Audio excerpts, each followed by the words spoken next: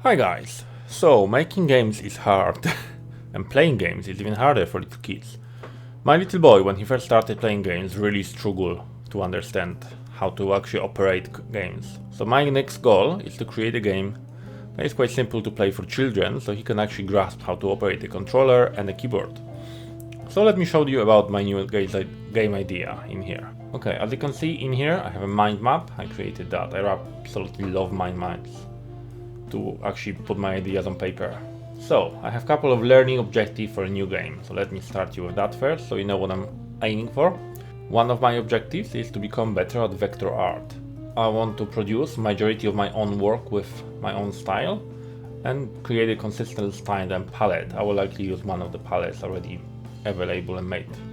I want to get the project done within 3 to 6 months, plus about 3 months for polish, and then reassess how it goes.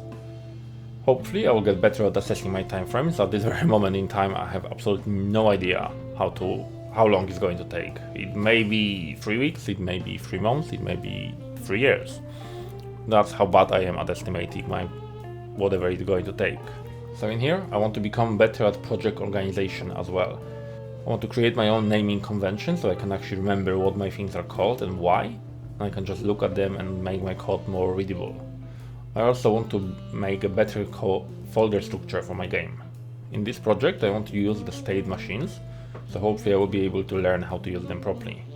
I also want to have a working save system. I have a couple of goals with that.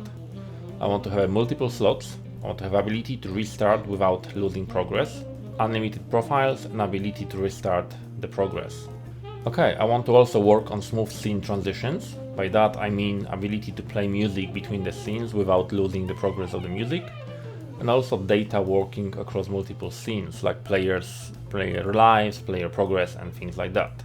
I want to be able to localize my game, so if I decide one day I want to change the language to different, I want to be able to do it easily. In this project I also want to focus on Git branching. So I want to create a branch per feature I'm working on to kind of better manage my project. I also want to create alpha, beta, release candidate and stable branches for the project. So hopefully I will be able to release something in very early alpha and put it on each. So you can guys check it out and give me some feedback, and I will work on beta and release candidates and so on. Also finally I want to focus on publishing. Obviously I have released one game on each, which is my Noughts and Crosses game already. So in the publishing department I decided I would like to put the paid side only to see how it works and what is the process behind that, because I never done that before. I will consider doing Steam alternatives. I don't think the game is going to bring much profit, but I want to learn, and the Steam fee of £100 is not that much. I can pay that as a learning lesson, so hopefully with that I will learn how to actually publish game on Steam and what is this whole process about. So that's it for my learning objectives. Now let's move on exactly to what the game is going to be about, so you can see what I'm going to be doing with it. So what I want to focus on the game. The idea for the game is quite simple. I want it to be a side-scroll runner. So that was a game that my boy played once and he actually managed to do it quite well. Hopefully we'll use little buttons for it, a couple of jumping and maybe something for shooting. And that will be fairly simple for him. I decided for a quite simple plot. So the plot in here is two siblings need to find each other when one of them gets kidnapped. Fairly simple plot. I think the kids will enjoy playing that. They have to find either a sister or a brother. And in a target audience, I decided in here I want it to be kid friendly, I want it to be cute looking. I don't want any blood or gore, so hopefully the characters will just die in some funny ways. And I want it to be fairly simple. By fairly simple I mean I want the intuitive tutorial, kind of teaching by playing, not telling, and reinforced learning like Mario games. If you don't know Mario games, the way they kind of work, they give you a basic move that you master, so like jumping, they challenge you slowly, then they add some complication like jumping on the moving platforms, and then they test your ability like jumping on the moving platforms while there are also enemies.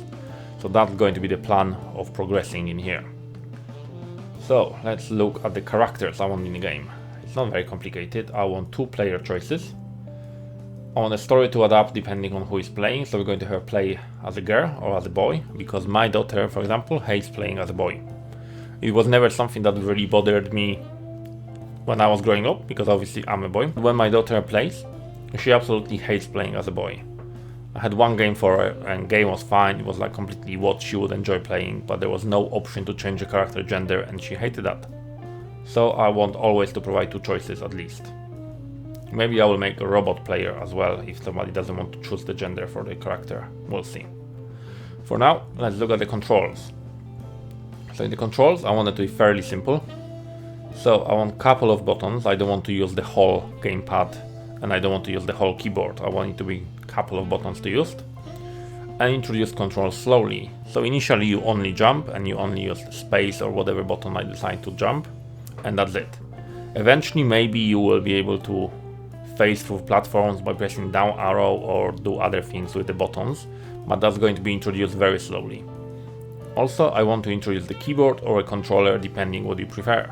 Turns out different people prefer different things. My daughter prefers keyboard and mouse, and my boy prefers controller. It's easier for him to hold, and he can find buttons easier than on the keyboard.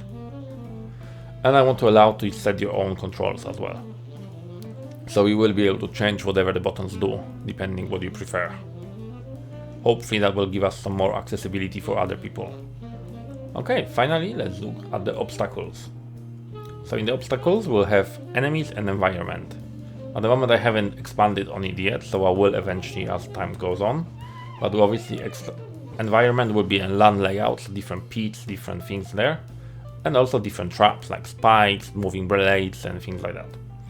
Enemies, I want 2 things. I want simple minions to fight on the way, something cute and squashy, and the big boss in the end. So the big boss has to be a main antagonist. I want him to be present throughout the game, so I want him to tease the player a little bit. Obviously it's a game for kids, so I don't want it to be too harsh, but I want somebody to tease the player. If you ever played Portals, and the way Gladys teases the player throughout the game, I want something like that, but much more adjusted to kids. And finally, I want the final fight to be within the controls of the game. So if the game is side-scroll runner, so the final fight with the boss has to be something big with side-scroll running, testing all your abilities to beat the boss. I think beating the big body on the end is something kids will enjoy. For example, my little boy always looks for a big body to beat on the end of the game, and I think he will enjoy that.